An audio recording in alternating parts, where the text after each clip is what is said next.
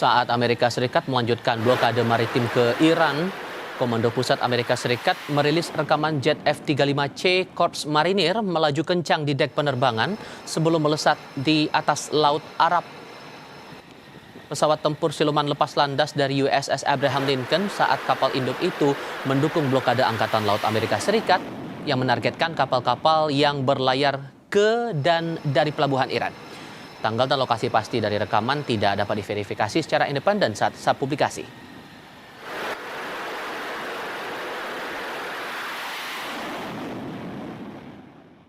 Di sisi lain, Iran membantah sedang bernegosiasi dengan Amerika Serikat seperti klaim Presiden Donald Trump.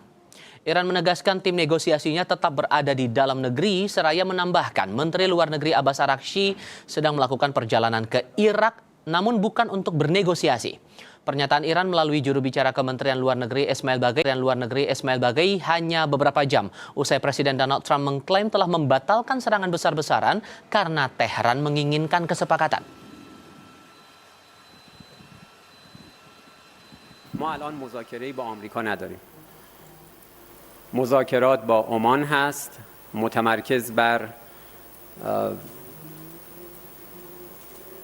تفاهم بر سر مسیری که تردد ایمن کشتیرانی از تنگه هرمز رو تأمین بکنه.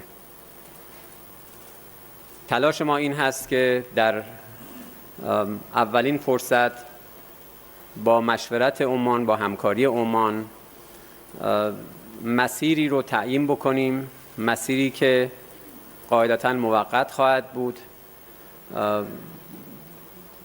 بر اساس اون بتوانیم ایمنی کشتیرانی در تنگه هرمز رو فراهم بکنیم. Sikap Iran tadi merespon pernyataan Presiden Amerika Serikat Donald Trump yang mengklaim sekutu Washington di Timur Tengah bersama Iran mendesak pembatalan serangan terbesar sejak Perang Dunia Kedua terhadap Tehran.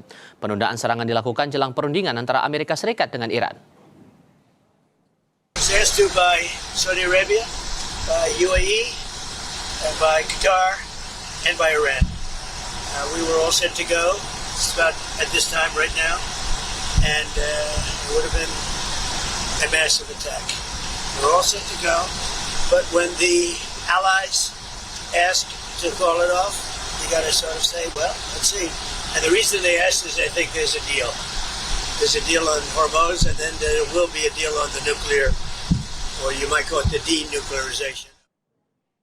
Iran memperingatkan negara Teluk tidak menjadi basis Amerika Serikat, bahkan mengancam akan melancarkan serangan tak terbatas. Sementara itu sebelumnya Amerika Serikat batal menyerang Iran usai berkomunikasi dengan putra mahkota Arab Saudi Muhammad bin Salman. Saya akan berdiskusi dengan dosen ilmu hubungan internasional dari Universitas 11 Maret, Septianto Galan. Mas Galan, selamat pagi dengan Tifal di sini, Mas.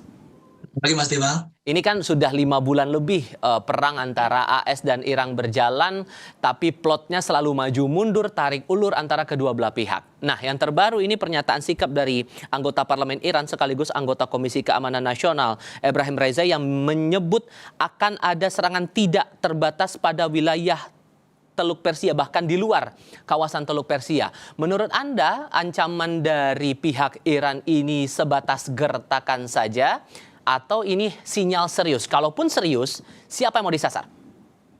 Ya, ini memang menjadi satu hal yang cukup berbahaya ya kalau kita amati perkembangannya dalam beberapa hari terakhir ini, karena eskalasi semakin runcing begitu, dan memang kalau Iran memberikan pernyataan sedemikian, ya kita bisa melihat dari dua sudut pandang. Yang pertama, memang justified, memang sudah sewajarnya kalau ada pihak yang mengancam gitu, ada pihak agresor yang kemudian mengancam keamanan negara, pastinya kita juga dapat memberikan pernyataan balik begitu ya, sebagai aksi resiprokal begitu. Jadi istilahnya mohon maaf nih, lu jual gue beli gitu kan, ketika kita melihat sesuatu yang memang mengancam negara kita, dari ini Iran begitu.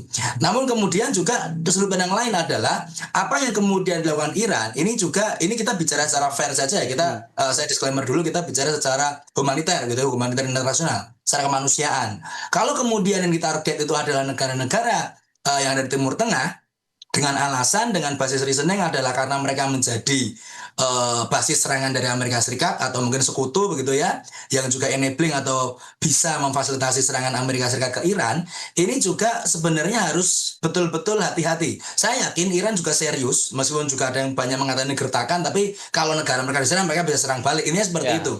Cuma kalau memang divergent attack kemudian atau divergent respon yang kemudian dilakukan itu justru ke negara-negara Teluk dan negara-negara Timur Tengah pada umumnya, ini juga agak berbahaya dari segi hukum humaniter, karena seharusnya disadari bahwa harus ada pemisahan antara kepentingan sipil dan militer di sini. Ketika ada asas distingsi yang harus diterapkan dalam situasi konflik atau perang, maka negara yang berperang atau belligerent itu tidak boleh kemudian menyerang pusat-pusat atau istilahnya fasilitas yang kemudian mencakup hajat hidup orang banyak, hajat hidup sipil. Kalau yang diserang militer, ya serangan balik ke aset militer juga. Tapi pernyataan Iran cukup keras karena yang diserang justru ada fasilitas minyak, gas, kemudian desalinasi air, laut, begitu, pembangkit listrik untuk regional Timur Tengah, dan lain sebagainya. Nah, dalam hal ini saya kira kalau betul ini kemudian menjadi sesuatu yang dilakukan oleh Iran, ini bisa sangat riskan dan bahkan mungkin bisa memperluas potensi eskalasi perang yang ada di Timur Tengah sana. Dan konteksnya apakah ini sebatas untuk menyerang aspek sosial ekonomi saja atau ada maksud lain kalau kemudian peringatan itu, ancaman itu benar-benar dilancarkan Iran? Kalau menyerang aspek sosial ekonomi sebenarnya tidak usah dengan menyerang pun kita sudah kena dampaknya ya.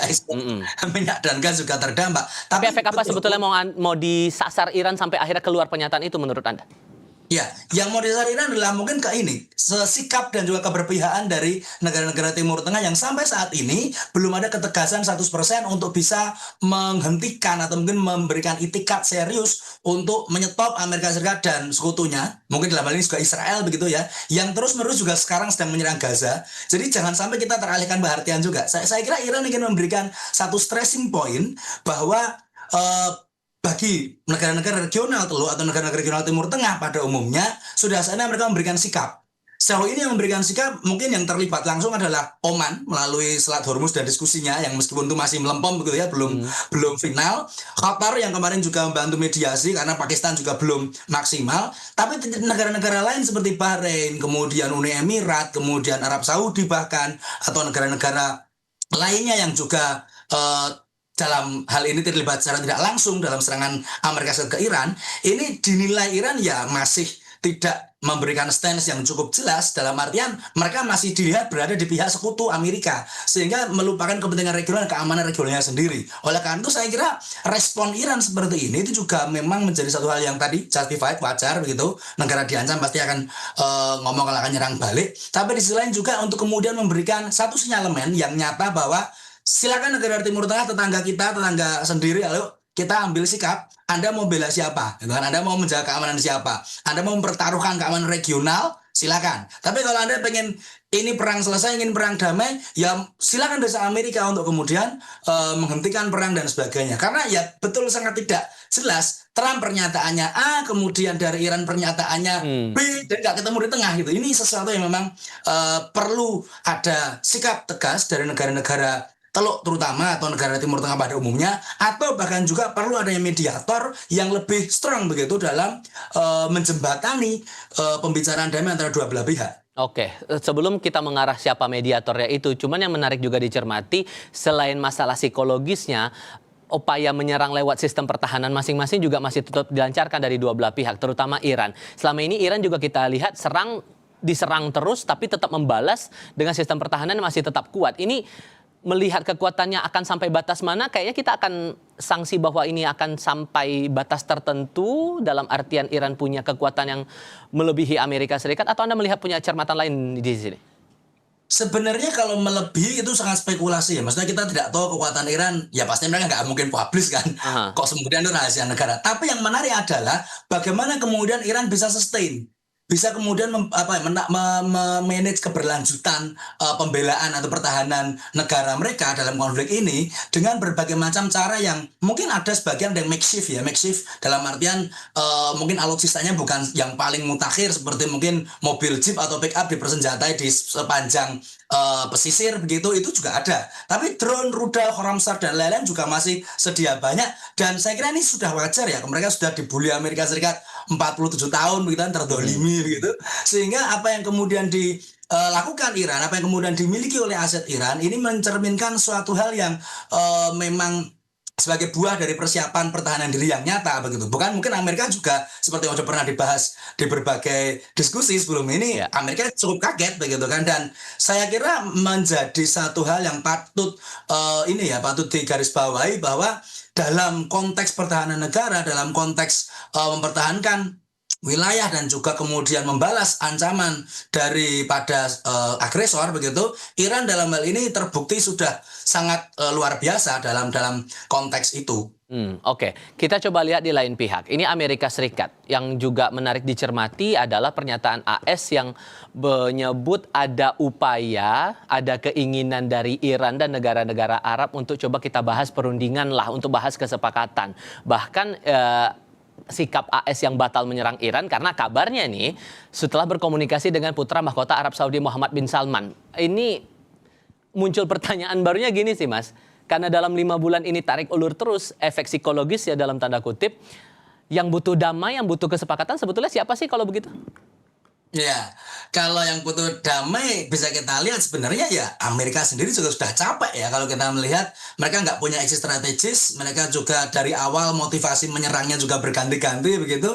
Sekarang dari Selat Hormuz begitu kan, sebelumnya dulu ada yang nuklir, sebelumnya ada yang ingin membebaskan rakyat Iran. Nah, konteks Trump menelpon Pangeran Muhammad bin Salman, Pangeran MBS dalam hal ini dari Saudi begitu ya. Ini menunjukkan satu pola yang menarik, menunjukkan satu fakta baru yang saya kira cukup harus dicatat begitu ya, bahwa ujung-ujungnya Trump juga harus mendengarkan suara dari negara-negara Timur Tengah sendiri. Karena selama ini kan Trump hanya mendengar suara Netanyahu begitu ya, suara Israel begitu, bagaimana kepentingan Amerika paling dijembatani oleh Israel di sana. Nah, dalam hal ini ketika ada pemain kawasan utama lain, dan pastinya Saudi Arabia juga punya akses ke Amerika, cuman mungkin dalam konteks penyerangan Iran tidak banyak konsultasi yang dilakukan, karena apa yang dilakukan Amerika sebenarnya terlalu gegabah begitu ya untuk melihat hasilnya sampai sekarang dari Februari sampai Agustus itu masih aja itu kan. Berarti kan membuktikan ada satu miskalkulasi yang cukup besar. Sehingga mungkin sudah saatnya Trump juga mendengarkan suara-suara yang lebih lokal begitu, suara-suara yang lebih memang mewakili kepentingan dan juga merepresentasikan apa yang sebenarnya diinginkan oleh negara-negara di Timur Tengah, termasuk ada potensi lobby-lobby nggak sih kira-kira Mas? Lobby dulu sudah pernah dilakukan. Mereka sudah tercatat pernah ada telepon perundingan dengan 7 pemimpin atau 7 perwakilan negara Timur Tengah sendiri, bahkan dari Uni Emirat, Qatar, Bahrain, kemudian Saudi sendiri, kemudian bahkan ada Turki juga di sana, Mesir juga. Tapi belum masuk ke Trump waktu itu. Trump hanya cuman yes, okay, we will do that. Tapi dia nggak ada ininya. Nah, sekarang mungkin dia baru dengerin ini kan. Sekarang mungkin Trump semakin melihat bahwa ada satu ancaman yang nyata ketika dia memilih untuk memperpanjang atau prolong the war gitu ya. Nanti sebentar lagi November pemilu setelah, kita udah sering juga bicara itu bagaimana di Amerika sendiri konstituen Trump mulai makin tidak percaya dengan apa yang dia lakukan.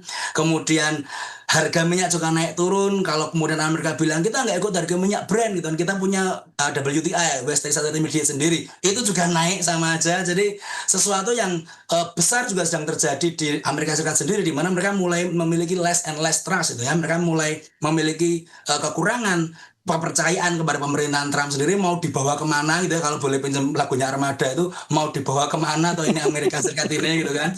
Nah itu mungkin yang menjadi alasan Trump dia kalau klaimnya begitu ya, dia mendengarkan masukan atau saran dari Muhammad bin Salman selaku Pangeran Saudi, konteksnya dalam serangan besar ke Iran ini. Itu justru bisa jadi memperparah, karena ya betul Iran punya Iran punya bargaining position yang, sorry bukan bargaining position, Iran punya position yang lebih tinggi dalam hal ini. Kalau mereka diserang, mereka akan membela diri. Dan bagaimana mereka membela diri? Ya saya bisa nyerang sekutumu, saya bisa nyerang teman-temanmu, saya bisa nyerang kroni-kronimu. Noh, rasain gitu kan. Ini menjadi satu yang saya kira cukup mengancam juga. Dan itu polanya sudah terlihat juga dalam 5 bulan lebih perjalanan perang antara dua belah pihak ini. Tapi satu hal lagi, kalau melihat sikap AS yang batal menyerang Iran ini, sejauh mana Anda membaca sekutu AS di kawasan Asia juga memberikan reaksi, memberikan respon, Mas? Untuk sekutu AS di kawasan Asia ya mungkin dan Timur Tengah dan yang lebih luas ya, maksudnya Asia, Greater Asia gitu ya, termasuk mungkin konteksnya India atau negara-negara lain. Was-wasnya adalah kemudian memang negara-negara yang masih memiliki istilahnya apa ya, ketergantungan besar terkait sumber daya dari Iran. Satu, karena ketika Iran akan fokus perang, ketika Iran akan lebih fokus ke membalas serangan dari Amerika Serikat, maka ya chain of supply dari energi, kemudian sumber daya yang kemudian harus melalui Selat Hormuz, itu akan semakin terpatahkan, akan semakin tersendat. Begitu, itu yang pertama. Jadi negara-negara yang membutuhkan pasukan energi besar dari Iran seperti India dan lain-lain pasti tentunya juga melihat sebagai langkah Amerika ini mungkin kurang pas begitu ya. Kenapa sih kita nggak pilih damai aja kok malah tambah runyam, tambah ribet gitu kan. Itu yang pertama. Yang kedua, negara-negara sekutu Amerika atau negara yang pro blok barat atau pro NATO begitu ya, yang kemudian ada di Greater Asia, itu bisa, terutama mungkin Jepang dan Korea Selatan dalam hal ini ya, itu mungkin juga secara konteks lebih was-was jadinya, lebih kemudian menjadi aware terkait ketidakstabilan, tadi sudah energi sudah dibahas, tapi ketidakstabilan relasi, ketidakstabilan posisi politik antara negara-negara yang pro blok timur atau barat. Ini kita nggak bicara timur atau barat lagi ya, tapi kan sudah multipolar. Cuma konteksnya adalah negara-negara yang menjadi sekutu tradisional Amerika mulai semakin was-was karena kelihatan sekali Amerika hanya pursuing kepentingan nasional secara eksklusif begitu, kepentingan nasionalnya secara eksklusif. Tidak lagi kemudian yuk bagaimana kita bisa membuat sebuah jejaring kerjasama antara negara-negara yang pro US dan sebagainya.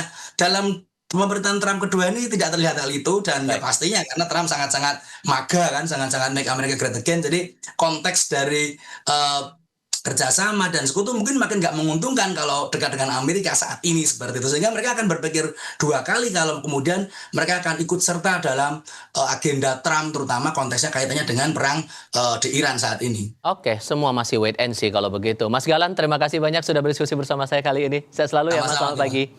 Selamat pagi, terima kasih.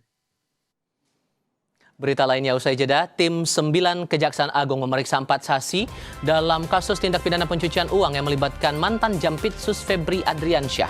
Penyidik juga menggeledah sejumlah lokasi. Tetap di Kompas TV.